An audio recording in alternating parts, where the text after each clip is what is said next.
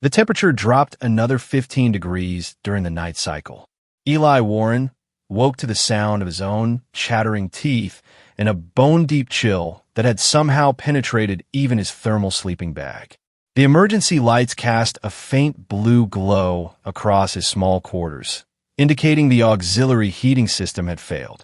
Again, status report. He croaked, his voice raspy from sleep and cold. Ambient temperature, minus 42 Celsius. Primary heating, offline. Secondary heating, offline. Tertiary heating, operating at 12% capacity. The station's AI responded in its neutral voice. Eli groaned and sat up, wrapping the thermal blanket around his shoulders. His breath plumed in front of him like ghost smoke. 12% capacity meant the tertiary system was essentially only keeping the life support systems from freezing. The living quarters were now just slightly warmer than the howling wasteland outside. Valhalla 6 was never a hospitable place, but winter on this ice planet took inhospitable to new extremes. The Human-Alien Joint Research Station had been built to withstand temperatures of minus 60, but the systems weren't designed for prolonged exposure to such conditions. They were 3 months into what was supposed to be a 6-month deployment, and already the infrastructure was failing. Eli checked his comm unit. 0247 station time. Maintenance shift wouldn't start for another 5 hours. He considered calling Lewis, the station commander, but knew what the response would be. Document the malfunction. We'll address it in the morning cycle. Too cold to sleep and too early to work. Eli grabbed his toolkit and left his quarters. If he couldn't sleep, he might as well try to get the heating back online. The corridors were deserted, illuminated only by the emergency lighting strips along the floor. Most of the 12-person crew, 7 humans and 5 aliens, would be huddled in their quarters, conserving body heat until morning. As he walked, Eli's thoughts drifted to the mission.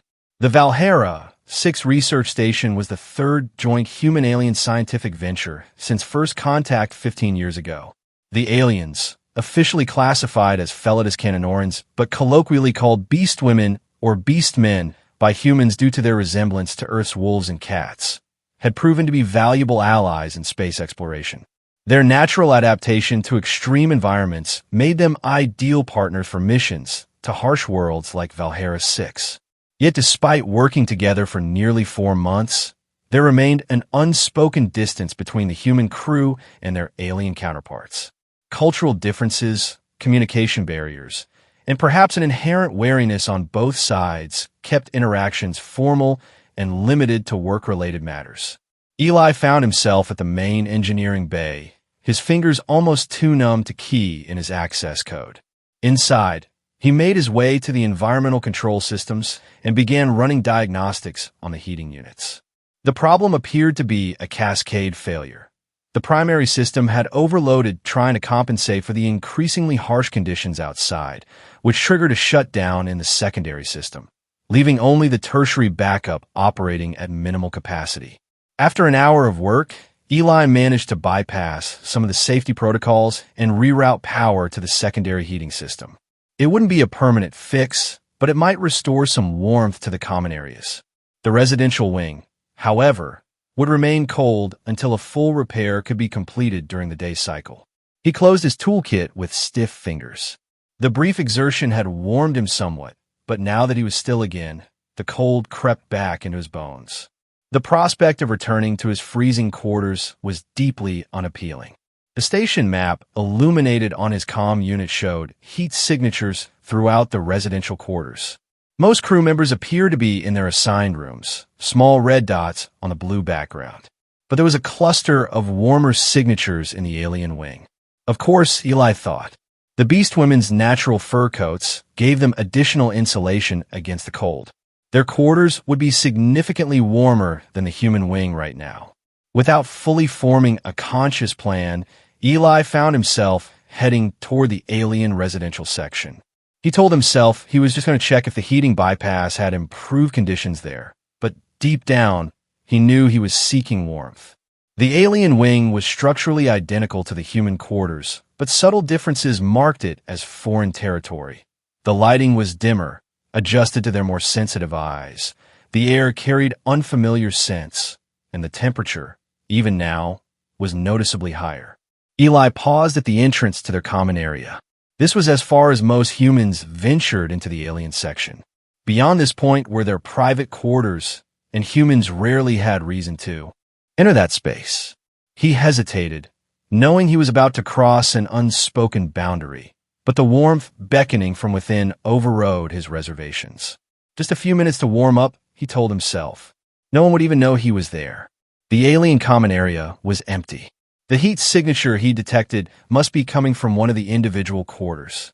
Eli sat on one of the cushion benches, savoring the relative warmth. It wasn't exactly comfortable, but compared to the freezing human section, it felt like paradise. He must have dozed off because the next thing he knew, he was startled awake by a sound, a soft thud, like something being set down. Eli froze, suddenly aware that he was an intruder in a space where he didn't belong. But no accusatory voices challenged his presence. After a moment, he heard the unmistakable sound of a door sliding shut. One of the aliens had apparently entered and left the common area while he slept. Eli checked his comm. 0423. Still more than 3 hours until the station officially woke up. He had warmed up slightly, but the prospect of returning to his icy quarters was daunting. The temperature readout showed the human wing was still hovering around -20 Celsius despite his repairs. With a sigh, he rose and prepared to make his way back. But as he passed by the corridor leading to the individual alien quarters, he noticed one door was slightly ajar. A sliver of warm light spilled into the hallway, practically pulling him forward. It was wrong, he knew that. These were private quarters. But the cold was making it hard to think clearly, and the promise of warmth was too tempting to resist.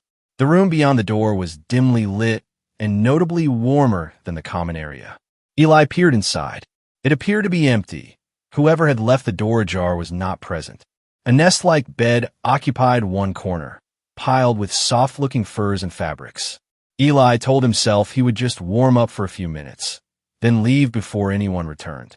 He stepped into the room, the door automatically sliding shut behind him.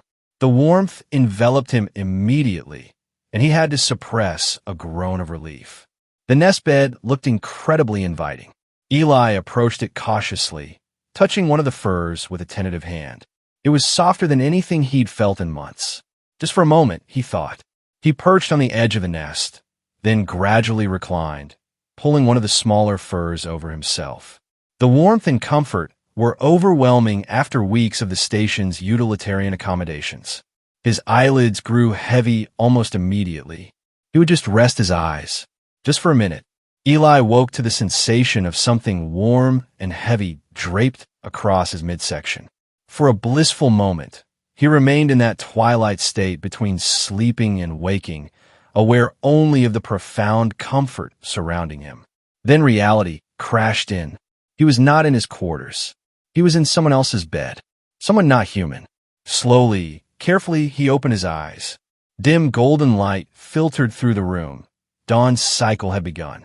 He became aware of deep, rhythmic breathing very close to him. The warm weight across his abdomen shifted slightly. Eli turned his head, millimeter by millimeter, and found himself face to face with a sleeping alien. It was Karina, the geological survey specialist. Her feline lupin features were relaxed in sleep. Her fur, predominantly silver-white with darker gray markings, gleamed softly in the low light. She was massive compared to a human, nearly 7 feet tall when standing. One powerful arm was flung carelessly across him, and what he had initially taken for another fur blanket was actually her long, bushy tail wrapped around his legs. Panic seized him. What had he done? Falling asleep in an alien's private quarters was bad enough, a serious breach of both protocol and basic decency. But somehow, the owner had returned and, instead of waking him or reporting him, had simply climbed into bed beside him. He needed to leave, immediately, before she woke up, before anyone discovered this impossibly awkward situation. With extreme caution, he tried to slide out from under her arm. But as soon as he moved, the arm tightened, pulling him closer. Karina made a soft sound in her throat. Not quite a growl, not quite a purr, and buried her muzzle against his neck. Eli froze, his heart hammering so loudly he was certain it would wake her. Her breath was warm against his skin, her fur surprisingly soft where it touched his face. This close, he could detect her scent, something wild and clean like fresh snow and pine. He had never been this close to one of the aliens before.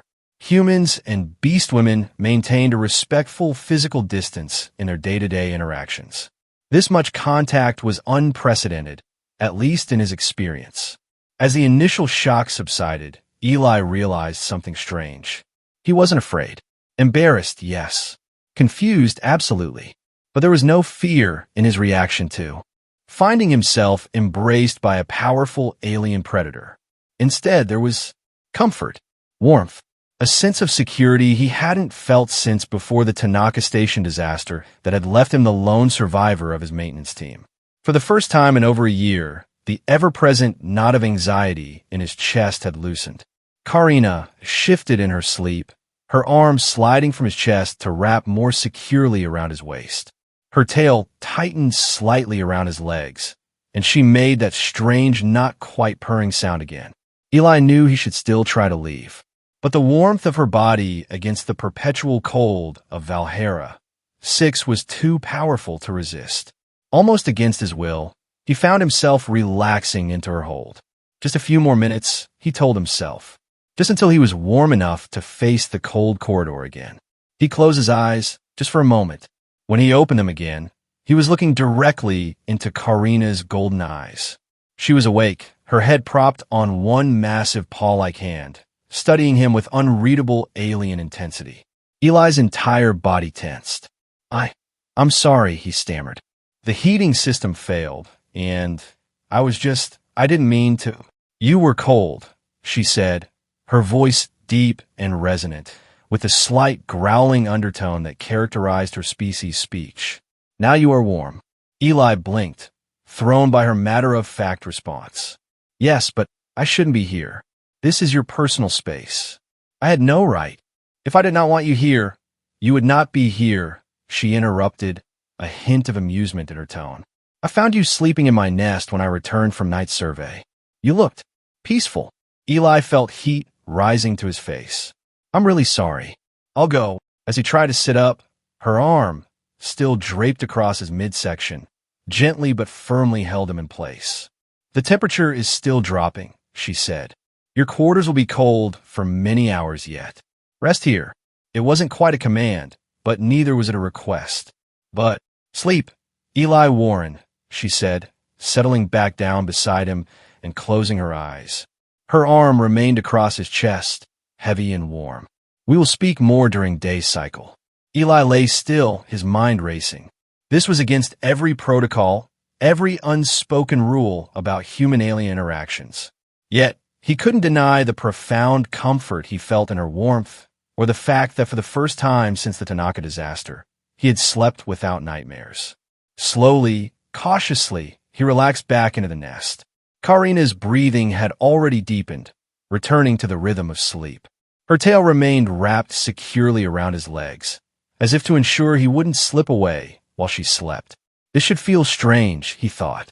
This should feel wrong. But it didn't. Against all logic, it felt like the most natural thing in the world. With that puzzling thought, Eli closed his eyes and surrendered once more to sleep. The morning briefing was tense. Eli sat at the far end of the conference table, avoiding eye contact with everyone, especially Karina, who sat with the other alien crew members on the opposite side. Station Commander Lewis was addressing the heating system failure, his face grave as he outlined the seriousness of the situation. The primary system is beyond repair with our current resources, he was saying. We've managed to stabilize the secondary system at 40% capacity, but that's not enough to maintain habitable temperatures if the external conditions continue to worsen. Eli kept his head down, focusing on his data pad. He had slipped out of Karina's quarters just before the official wake cycle began, but not before she had fixed him with those unnerving golden eyes and said, "Until tonight, Eli Warren," as if it were a foregone conclusion that he would return. Warren, Lewis's sharp voice pulled him from his thoughts. You were first on scene with the heating system. What's your assessment? Eli straightened, clearing his throat. The failure was system-wide, sir. The environmental stress exceeded design parameters, causing cascade failures. I bypassed some safety protocols to maintain minimal functionality, but we need replacement parts for a proper repair, which we won't have until the next supply drop, 8 weeks from now, Lewis finished grimly. Recommendations? We could reconfigure the thermal regulation in the core laboratory spaces, Eli suggested. Divert power from non-essential systems to boost heating capacity in critical areas. That would leave the residential wings even colder, one of the human scientists objected. Not necessarily. Karina's deep voice cut through the discussion. All heads turned toward her. My people require less artificial heating. We could consolidate all crew into the eastern wing and shut down environmental systems in the western wing entirely. This would allow more efficient use of limited heating capacity. Eli looked up sharply, meeting her gaze for the first time that morning. Was she suggesting? Lewis frowned. You're proposing humans and aliens share living quarters? It is logical, Karina replied evenly. We conserve resources. We share body heat. We survive. Murmurs broke out around the table. The suggestion was unprecedented. Though humans and aliens work together, they had always maintained separate living spaces. The cultural implications, began Dr. Hayes, the human anthropologist, are less concerning than freezing to death, Karina finished. Her tail swished once behind her, the only indication of emotion in her otherwise composed demeanor. Lewis pinched the bridge of his nose. Let's table this for now. Warren, Hayes, Karina, meet me after the briefing to discuss options. For today, all non-essential activities are suspended. Focus on maximizing thermal efficiency throughout the station. As the meeting dispersed, Eli found himself cornered by Karina in the corridor outside. You left, she said without preamble. There was no accusation in her tone, merely observation. Yes, Eli admitted, glancing around to ensure no one was within earshot. It seemed inappropriate to stay. Karina's head tilted slightly, a gesture Eli had come to recognize as confusion or curiosity among her kind. You were warm. You slept well. These are not inappropriate outcomes. It's not that simple for humans, Eli tried to explain. There are implications. Boundaries. Boundaries, she repeated, as if testing the word. Yes, your kind maintains many invisible lines. Even now, you stand exactly 1.2 meters from me, the standard human distance for a professional conversation. Eli hadn't realized he had automatically positioned himself at the culturally appropriate distance. It was so ingrained he did it without thinking. It's about respect, he said weakly. Respect, she echoed. Is it respectful to freeze alone when warmth is offered freely? Before Eli could formulate a response, Lewis appeared at the end of the corridor, beckoning them toward his office. This discussion is not finished, Eli Warren, Karina said quietly, then strode past him toward the commander. The follow-up meeting was brief and focused. Lewis, pragmatic as always, recognized the logic in Karina's suggestion, but had concerns about implementation. We can't just throw everyone together and hope for the best, he argued. There are significant differences in sleep cycles, temperature preferences, not to mention privacy considerations. Pair assignments would be most efficient, Karina suggested. One human, one my kind per shared quarters. This maximizes the heating benefit while minimizing crowding. Dr. Hayes, who had been studying human-alien interactions since first contact, nodded slowly. From a research perspective, this could provide valuable insights into cross-species adaptation strategies. With proper protocols in place, I'll need a detailed plan, Lewis said. Room assignments, schedule adjustments for differing sleep requirements, clear guidelines for personal boundaries. And it has to be voluntary. I won't order anyone to participate. I will coordinate with my people, Karina said. We will provide the plan within 6 hours. Warren, Lewis turned to Eli. You'll work with Karina on this. As maintenance chief, I need your input on the technical aspects of reconfiguring the living quarters. Eli's heart skipped. Sir, is there a problem? Lewis asked, his expression suggesting there had better not be. No, sir, Eli replied automatically. No problem. Good. I want that plan by end of day cycle. Dismissed. As they left the commander's office, Eli felt Karina's eyes on him. Your heart rate increased when you were assigned to work with me, she observed quietly. Are you uncomfortable with my presence, Eli Warren? The question caught him off guard. Was he uncomfortable? Not exactly. Confused, certainly. Flustered, definitely. But not uncomfortable. No, he said honestly. Just processing. Something like satisfaction flickered across her alien features. Good. We begin work immediately. The geology lab has adequate heating and privacy for our planning. Without waiting for a response, she turned and headed down the corridor, her long strides forcing Eli to quicken his pace to keep up. The geology lab was indeed warmer than most of the station, filled with equipment that generated heat as it analyzed core samples from the ice planet's depths. It was also, Eli realized belatedly, Karina's personal domain. None of the human crew worked regularly in this section. As the door slid shut behind them, sealing them in the warm, quiet space, Eli felt a momentary flash of something like panic. He was alone with her again, this time fully awake and aware of the strange connection that had formed between them during the night. Karina seemed to sense his unease. She moved to the far side of the central workstation, deliberately giving him space. You have questions, she stated simply. Ask them. Eli took a deep breath. Last night, why didn't you wake me when you found me in your quarters? Or report the intrusion? You needed warmth and rest. I could provide both. She tilted her head again, studying him.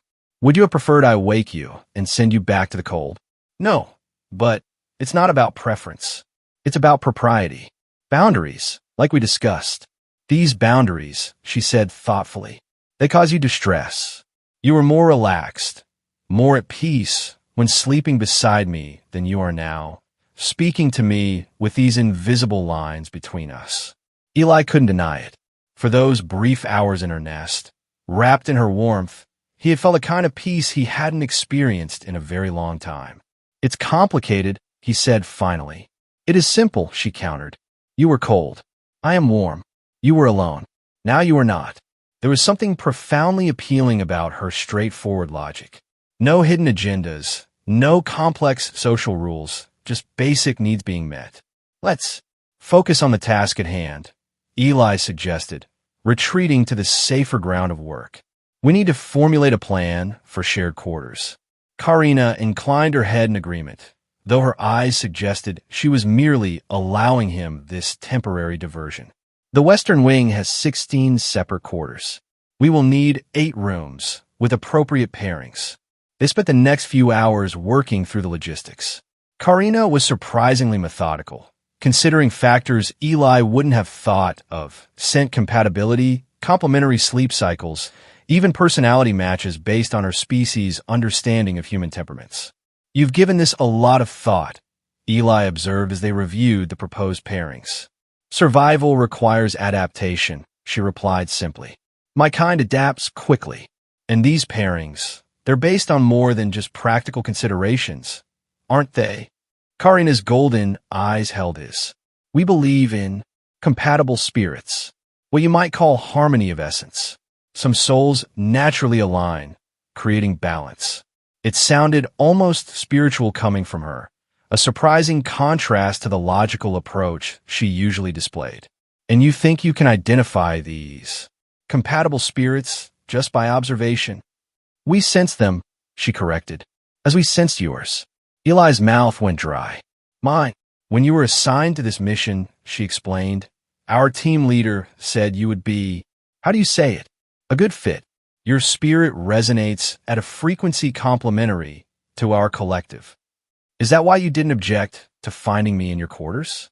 Because we have compatible spirits. Karina made a soft sound, almost like a chuff of amusement. That, and you look small and cold, like a kit far from its mother's warmth. Eli wasn't sure whether to be offended or touched by the comparison to a baby animal. Before he could decide, a sharp tremor shook the lab, rattling equipment and sending several tablets crashing to the floor. What the hell? Eli grabbed the edge of the workstation to steady himself. Karina was already moving to her monitoring equipment, her movements swift and precise despite the continuing tremors. Seismic activity. Magnitude 5.7. Depth 3 kilometers. That's the third one this week, Eli said, joining her at the console. They're getting stronger and more frequent, Karina added, her expression grave. This is not normal for Valhera 6. The intercom crackled to life with Lewis's voice. All personnel, report status. Engineering team, assess structural integrity immediately. Eli reached for the comm panel. Geology lab secure, Commander. Warren and Karina reporting. Warren, I need you in the East Wing. We've got pressure seal warnings on 2 exterior doors. On my way, Eli responded. He turned to Karina. We'll finish this later? She nodded, her attention already back on the seismic data. Tonight, we will complete the plan. And then you will return to my quarters, Eli Warren. It wasn't a question, but it wasn't quite a command either. More like a statement of inevitable fact. And the strangest part was, Eli found himself nodding in agreement before hurrying off to handle the emergency. The pressure seal issues turned out to be minor, sensor malfunctions rather than actual structural failures, but repairing them kept Eli occupied well into the evening cycle. By the time he finished, the station was transitioning to night mode, lights dimming and non-essential systems powering down to conserve energy. He should have gone directly to Karina's lab to complete their assigned work on the cohabitation plan. Instead, he found himself detouring to the science wing, where Dr. Hayes was still working despite the late hour. The anthropologist looked up from his console as Eli entered. Warren? Shouldn't you be finalizing that? Room sharing proposal with Karina. That's actually why I'm here, Eli admitted. I need some context about Beastwoman behavior, specifically their sleeping habits. Hayes raised an eyebrow. Interesting question. Their species is naturally communal in ways humans aren't. They often sleep in close-knit groups for warmth and security. Physical contact is normal and expected among their kind, without the social and sexual connotations humans might attach to such behavior. So, if one of them were to, wrap their tail around someone while sleeping, now both of Hayes's eyebrows shot up. That would be a significant gesture. Their tails are highly sensitive and important for balance. Wrapping a tail around another being is a protective behavior, usually reserved for family members or very close allies. It signifies trust and acceptance into their innermost circle. He peered at Eli curiously. Why do you ask? Has there been an incident? Just try to anticipate potential issues with the shared quarters. Eli deflected. Thanks for the insight, Doctor. Before Hayes could press further, Eli's comm unit buzzed with an incoming message from Karina. The plan is complete. I have submitted it to Commander Lewis. Come to my quarters when you are ready. The directness of the message, combined with Hayes's explanation of tail-wrapping behavior, sent Eli's thoughts spinning. What exactly was happening between him and the alien geologist? Was this merely about survival and warmth, or was there something deeper forming? A connection that transcended species boundaries? There was only one way to find out. With a brief nod to Hayes, Eli left the science wing and headed for the alien residential section. This time, there was no hesitation as he approached Karina's door. No sense of trespassing or impropriety. When he keyed the announcement chime, the door slid open immediately, as if she had been waiting right beside it. Karina stood there, massive and imposing in the dim light of her quarters. Yet somehow Eli felt no intimidation, only a strange sense of relief, as if he had been holding his breath all day and could finally exhale. You came, she said simply, stepping aside to let him enter. Did you think I wouldn't? Humans are unpredictable, full of conflicting desires and arbitrary rules. She closed the door behind him.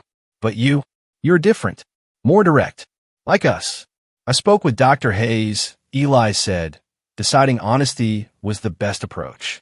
About your species' sleeping habits. About what it means when you wrap your tail around someone.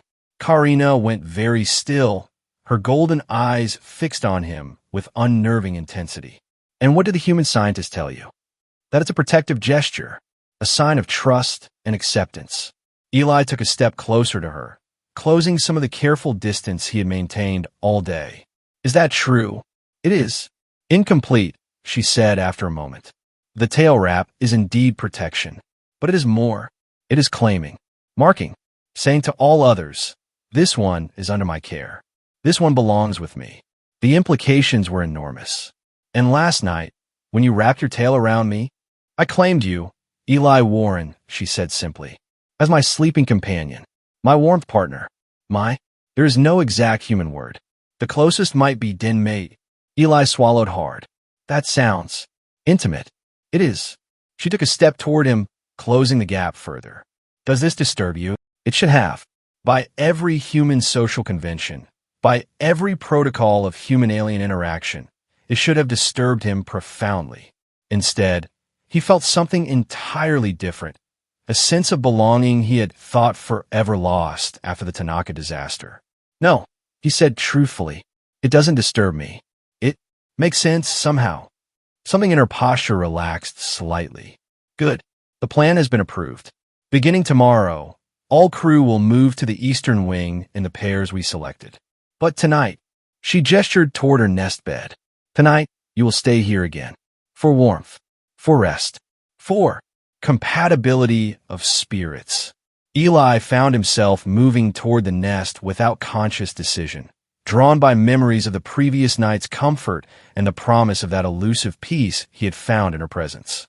For warmth, he agreed softly. For rest. And perhaps, though he didn't say it aloud, for something more that neither of them had yet defined. As they settled into the nest, Karina's powerful body curled protectively around his smaller human form, her tail once again wrapping securely around his legs. Eli felt the last of his reservations melting away. This strange, unplanned intimacy with an alien being had somehow become the most natural thing in his world. He slept deeply, dreamlessly, wrapped in her warmth and the silent promise of her protective embrace. The station shook violently, jerking Eli from deep sleep into sudden, disorienting wakefulness. Karina was already alert beside him, her body tense and ears swiveled forward in alarm. That was at least magnitude 7, she growled, leaping from the nest with fluid grace. Too close to the surface. The emergency sirens began to wail as station-wide alerts activated. Lewis's voice came over the comms. All personnel to emergency stations. This is not a drill. Repeat, this is not a drill. Eli scrambled up, already reaching for his work clothes. They dressed quickly, moving with the urgency of trained professionals. Just as they were about to exit her quarters, Karina paused, turning to face him. Without a word, she reached out and ran one clawed hand gently down the side of his face. A startlingly tender gesture from such a powerful being. Then she was moving again, all business as they hurried toward the control room. The scene that greeted them was controlled chaos.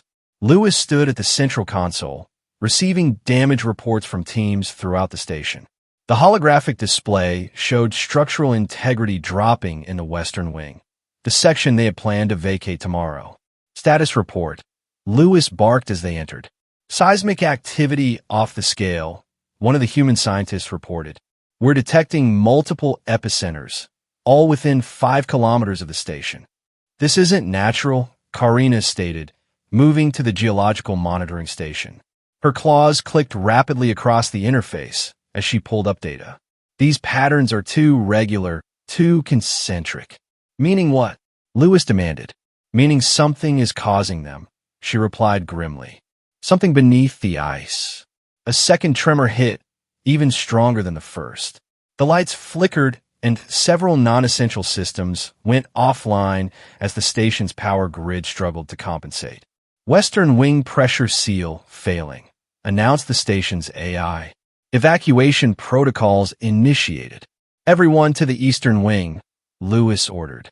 Warren, Seal all bulkheads between sections once evacuation is complete. We need to preserve atmospheric integrity. As the crew rushed to comply, Eli found himself working alongside Karina, moving through the corridors to check for personnel and securing critical systems. They functioned as a seamless team, anticipating each other's movements with uncanny precision. The third tremor came as they were securing the final bulkhead. This one sustained longer, the floor beneath them bucking like a living thing. Eli lost his footing and would have fallen if not for Karina's lightning-fast reflexes. She caught him with one powerful arm, steadying him against her body until the shaking subsided. "Thanks," he gasped when he could speak again. "Always," she replied, the single word carrying a weight of promise that transcended their immediate crisis.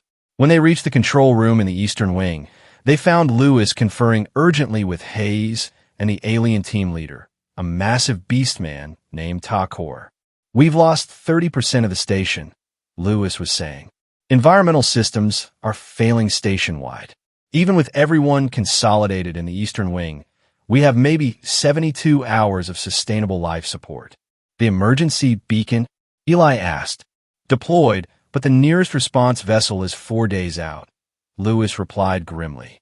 "We need to buy time."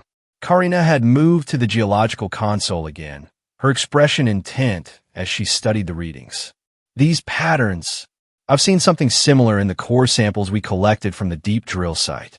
She pulled up a holographic representation of ice core data. There are anomalous energy signatures embedded in the ice layers. "We initially attributed them to mineral deposits, but now..." She manipulated the display, overlaying the seismic patterns. "They match." "Exactly." Takor growled something in their native language, causing the other aliens to stiffen in alarm. "Translation?" Lewis demanded. "He says it is the dreamers," Hayes provided, his academic interest evident despite the crisis. "A legend among their kind about ancient beings who sleep beneath the ice of cold worlds." "Not legend," Karina corrected sharply. "History. My ancestors encountered such entities on 3 worlds during their early exploration age. Vast intelligences that hibernate for millennia, occasionally influencing the minds of surface dwellers through energy pulses." Eli felt a chill that had nothing to do with the failing environmental systems. "Are you saying there's some kind of alien intelligence under the ice, causing these quakes?" "Not causing," Karina clarified, responding. "Something has disturbed it. The tremors are merely side effects of its adjustment." Lewis looked skeptical. "Even if that's true, how does it help our immediate survival situation?"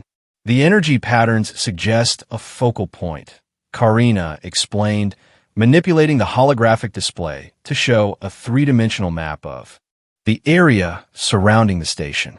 "Here, approximately 2 kilometers beneath the surface. If we can reach it, perhaps we can communicate, stabilize it somehow." "You want to make first contact with some ancient ice creature based on a legend?" Lewis sounded incredulous. "Not first contact," Takor rumbled, his deep voice resonating through the room. "Renewal of contact.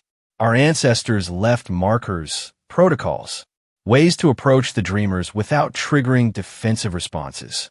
Eli studied the geological map, his mind already working on the practical aspects. "The deep drill platform could get us there. We need to reconfigure it for personnel transport, but it's designed to bore through the ice. We could follow the existing shaft most of the way, then divert toward the focal point." Lewis paced the length of the console, clearly weighing their limited options.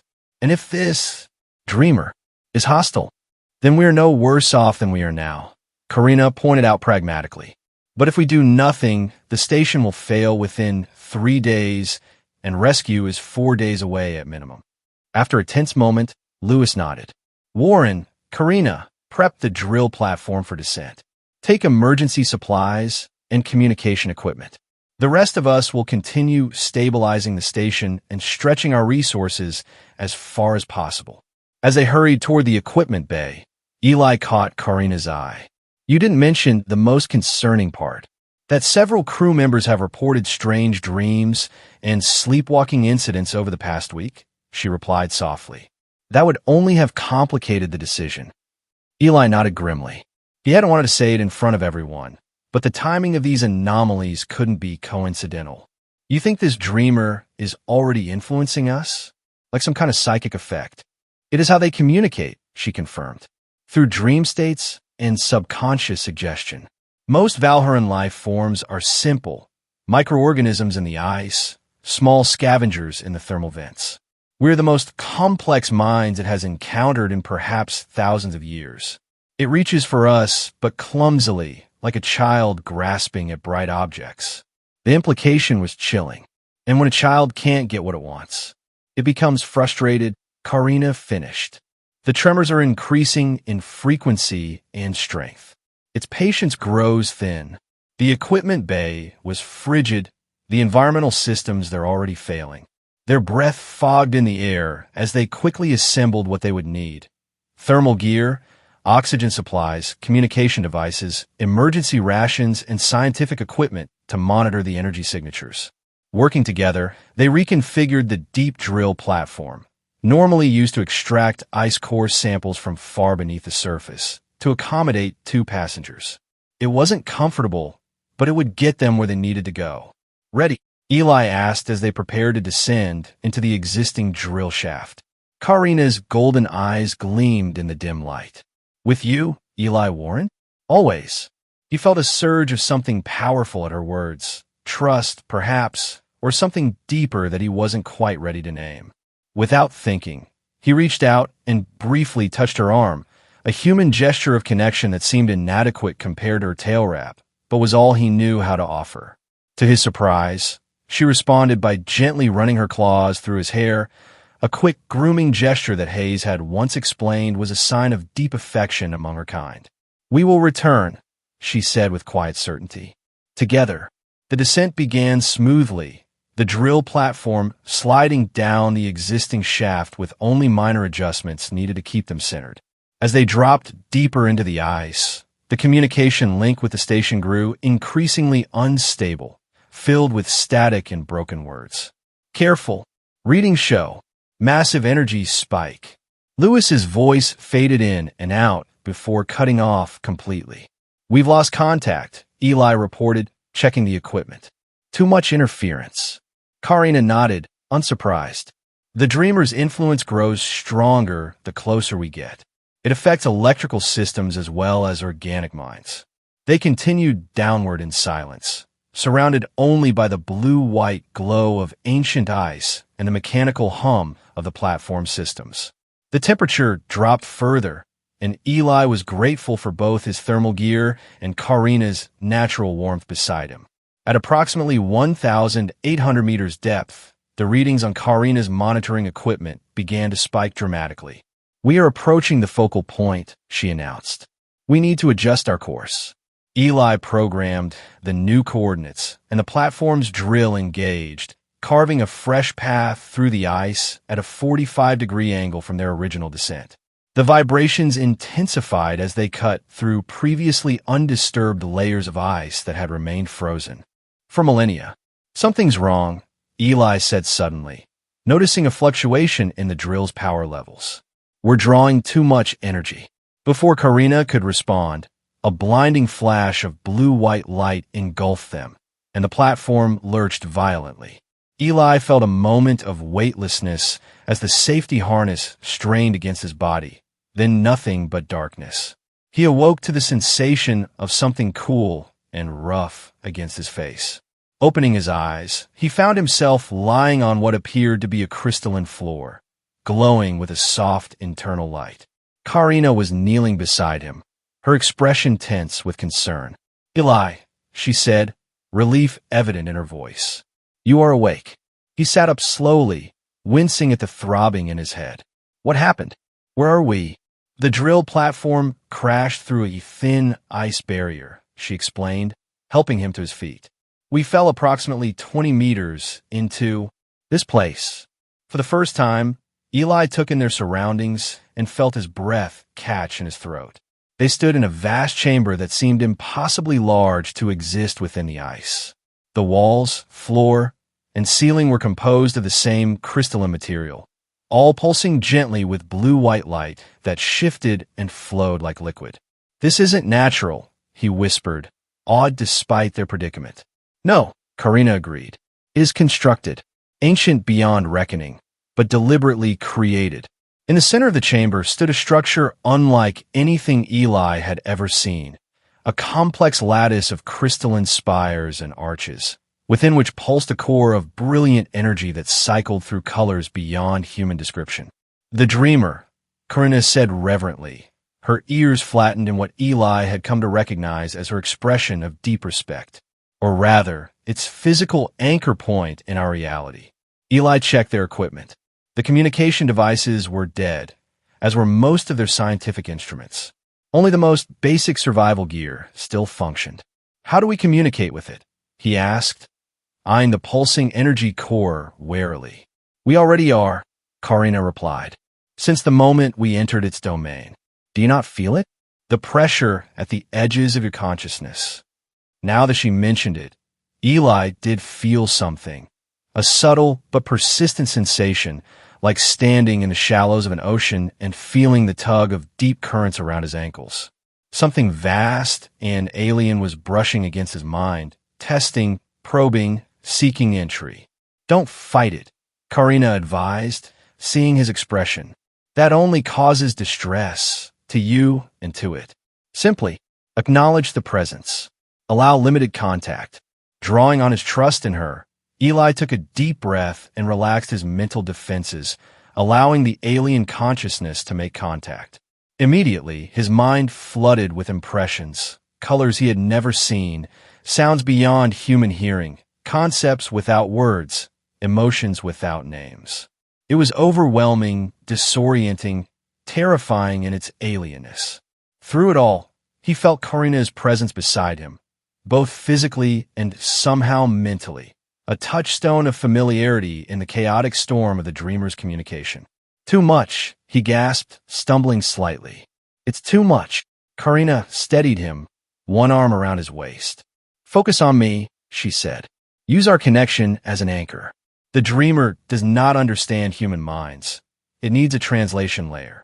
Eli did as she suggested, focusing on the point where their minds seemed to touch within the larger connection to the Dreamer. To his surprise, the overwhelming flood of alien impressions began to resolve into something more comprehensible, still strange, still foreign, but now containing patterns he could begin to interpret. "It's been here for thousands of years," he said slowly, piecing together the information flowing into his mind. "Dormant, dreaming, until our drilling operations disturbed it." "Yes," Karina confirmed, her own expression distant as she communicated with the entity. "It is confused, disoriented. The tremors are not intentional. They're merely side effects of its attempts to reorient itself after being awakened prematurely." They stood together, physically motionless but mentally engaged in an impossible conversation with an intelligence so alien that even the concept of language was inadequate to describe the exchange. Gradually, Eli began to understand what the Dreamer wanted, what it had been trying to communicate through the dreams and subconscious influences it had been projecting to the station crew. "It needs to complete its cycle," he said with growing certainty. "The awakening process has been interrupted, left incomplete. It's stuck in a liminal state, not fully conscious, not fully dormant." "Yes," Karina agreed. "And in this state, it cannot control the energy fluctuations that are causing the tremors." "How do we help it complete the cycle?" Eli asked, both to Karina and to the vast presence surrounding them. The answer came not in words, but in a series of impressions and compulsions. The crystalline structure before them contained nodes that needed to be activated in a specific sequence, a process that would normally occur automatically, but had been disrupted by their drilling activities. "We need to recalibrate the resonance matrix," Karina said, moving toward the central structure. "You take the eastern node, I'll take the western." They separated, each approaching a different part of the crystal lattice. Under the Dreamer's guidance, they began adjusting the positions of movable crystal fragments, creating new patterns that altered the flow of energy through the structure. As they worked, Eli became aware of another presence within the mental connection, a human mind, but distorted, changed, no longer fully individual. Karina, he called out alarmed. There's someone else here. From behind one of the crystal spires stepped a figure Eli recognized with shock. Dr. Klein, one of the human researchers who had reported severe headaches and had been placed on medical leave 3 days earlier. Except this wasn't quite Klein anymore. He moved with an unnatural fluidity, and his eyes glowed with the same blue-white light as the crystals surrounding them. You should not be here, he said, his voice overlaid with harmonics that made Eli's teeth ache. The integration is delicate, fragile. You bring discord. Klein, Eli said cautiously, what happened to you? Klein has joined with the collective, the figure replied. His knowledge, his experiences, his consciousness, all preserved within the greater whole. A far better fate than the cold death that awaits you above. Karina had moved to Eli's side, her posture protective. The dreamer has absorbed him, she growled softly. This sometimes happens when unstable minds encounter the collective consciousness. They are seduced by it. You could join us, Klein offered, extending a hand that seemed to shimmer slightly out of phase with reality. Both of you. Your minds are strong, your bond unusual. The collective would welcome such diversity. Eli felt the allure behind the words, a siren call of belonging, of purpose, of eternal existence within the vast, ancient mind. For someone who had spent so much of his life feeling alone, feeling like a failure after the Tanaka disaster, the offer was almost irresistible. Almost. But then he felt Karina's tail wrap around his wrist, a physical reminder of a different kind of connection, a different kind of belonging. One that didn't require the surrender of self, but rather the sharing of it. No, Eli said firmly. We didn't come to join. We came to help stabilize the awakening process, to prevent further damage to our station and to the dreamer itself. Klein's expression turned cold. Then your obstacles to integration. The collective cannot complete its cycle while fragmented consciousnesses remain in proximity. He means the station crew. Karina translated grimly. The dreamer has been trying to absorb them through the dream state. Our presence, particularly our resistance, is preventing it from extending its influence fully. So those tremors, Eli began, are attempts to remove the obstacles. Klein confirmed with an unnatural smile. The physical structure above must be eliminated if the mental integration cannot be achieved. Eli's mind raced. They had come seeking communication, seeking a way to stop the tremors, only to discover that they and their crewmates were the intended victims of a process they had accidentally interrupted. There has to be another way, he insisted, addressing both Klein and the larger presence surrounding them. Your kind and ours have coexisted before. Karina's ancestors established protocols, communication methods. Different collective, Klein interrupted. Different priorities. This node has slept too long, lost too much. It must reclaim, must absorb, must grow. As he spoke, the crystal structure behind him pulsed more intensely, and Eli felt the ground beneath them tremble. Another quake was beginning, stronger than the previous ones. It's going to bring down the entire station, Eli realized aloud.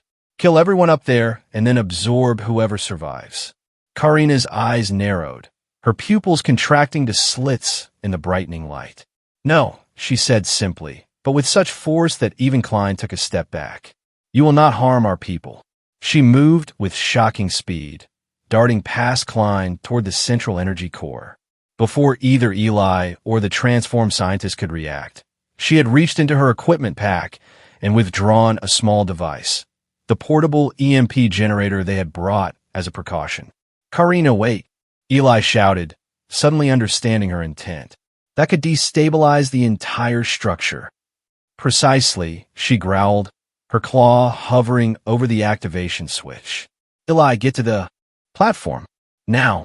Klein lunged toward her, his movements unnaturally fast, but still no match for a Beastwoman's reflexes. Karina dodged easily, keeping the device poised above the pulsing energy core.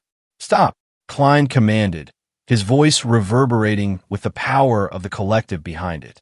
The disruption could be catastrophic for all involved. Then withdraw, Karina demanded. End the tremors. Leave our people untouched.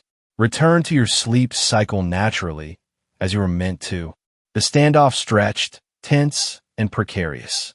Eli could feel the alien presence in his mind, weighing options, calculating probabilities. It was ancient and powerful, but not omnipotent. The EMP would scramble the delicate energy patterns of the crystal structure, possibly destroying the physical anchor that kept the dreamer tethered to this reality. Finally, Klein spoke again, his voice now layered with multiple tones, as if many were speaking through him. We concede. The absorption is not worth the risk of dissolution.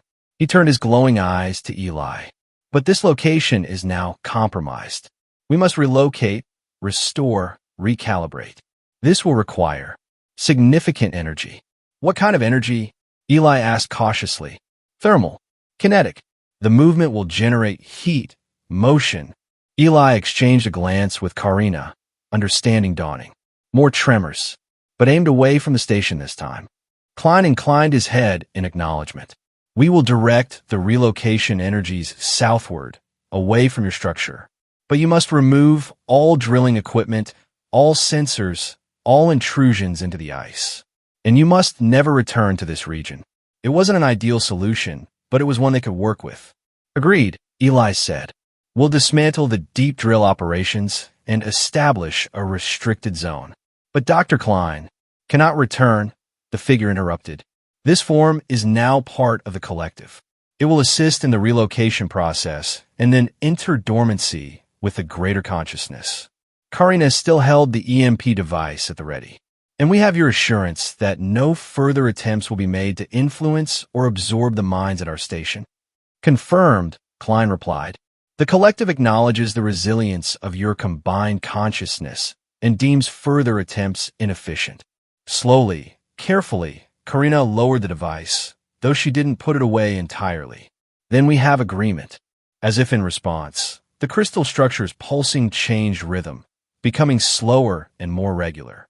The oppressive pressure against Eli's mind eased somewhat, though the connection remained. You must leave now, Klein said. The reconfiguration process is beginning. You have 20 minutes to reach safe distance. The drill platform, Eli began, will be functional for your ascent, Klein assured them, gesturing toward the path they had fallen through. The collective will ensure your safe return to the surface as part of our agreement. They backed away cautiously, neither fully trusting the alien intelligence despite the agreement. When they reached the drill platform, they found it indeed operational again, though the drill itself had been disabled. Ready? Eli asked as they strapped themselves in. Karina's golden eyes met his, filled with determination and something softer, something meant only for him. Ready. The platform rose swiftly through the ice shaft, faster than it should have been capable of moving on its own power. The alien intelligence was keeping its word, at least in this matter. As they ascended, Eli felt the strange mental connection growing fainter, until by the time they neared the surface, it was nothing more than a faint echo at the very edges of his awareness. Can you still feel it? He asked Karina. Barely, she replied. The collective is already beginning its relocation process. By the time we reach the station, the connection will be severed completely. True to her prediction, when they emerged at the surface, the alien presence had vanished entirely from Eli's mind, leaving behind only the memory of that vast, ancient consciousness. The station was in even worse condition than when they had left. Several more sections had been compromised, and the remaining crew had consolidated into the innermost compartments where environmental systems could still maintain livable conditions. Lewis met them at the airlock, his face haggard with exhaustion. Report, he demanded without preamble. They explained what they had discovered, the agreement they had reached, and the loss of Dr. Klein. Lewis listened in silence, his expression growing increasingly grim. So we've lost part of the station, lost a crew member, and now have to abandon our primary research objective, he summarized when they had finished.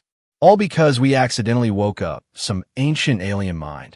But the tremors will stop, Eli pointed out. and the rest of the crew will be safe. Lewis sighed heavily. Small consolation, but I'll take it. The emergency response vessel has increased speed and should arrive within 48 hours. We'll hold out until then evacuate. As the commander walked away to inform the rest of the crew, Eli turned to Karina. You were willing to trigger that EMP, weren't you? Even knowing it might have trapped us down there. Her golden eyes met his without hesitation. Yes, to protect our people. To protect you, if necessary. But you knew I wouldn't leave without you, he said softly. You knew I would have stayed, try to find another way. I counted on it, she admitted, her tail reaching out to wrap gently around his wrist, a gesture that now carried profound meaning for both of them. Your stubbornness is one of your more endearing qualities. Despite everything, the danger, the damage, the uncertain future, Eli found himself smiling. In the midst of crisis, they had formed something unexpected, something that transcended species and convention. When we evacuate, he said carefully, will you go back to your homeworld?